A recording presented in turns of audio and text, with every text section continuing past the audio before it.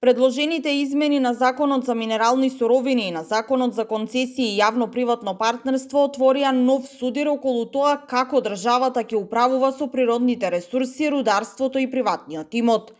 Државата не е способна ниту мизерниот 1% од концесиите да го наплати, а ВМРО-ДПМН не втурнува во уште полесна експлоатација од профитери, обвинија денес од левица на Комисијата за економски прашања, на која истите поднесоа 1000 амандмани кон предложените измени од ВМРО-ДПМН по скратена постапка за Законот за минерални суровини и Законот за концесии и јавно-приватно партнерство.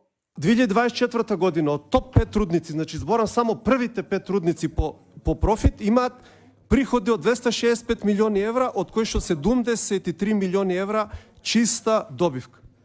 Нас од тоа не следува само 2%. Само 2%.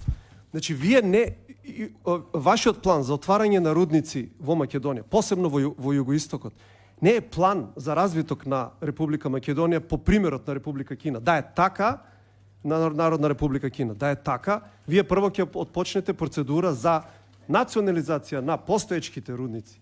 Од ВМРО-ДПМН пак возвраќаат дека сите поднесени амандмани не биле направени со цел да се подобрат законските решенија, туку во јавноста да се предизвика внимание дека некој нешто од некого брани.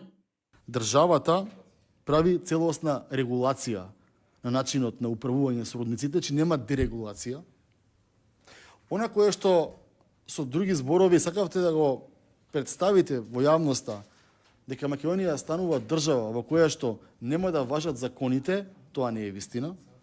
Овој закон, напротив, уште повеќе и уште подетално ги регулира начинот на копање, начинот на отварање, начинот на обезбедување на рудникот.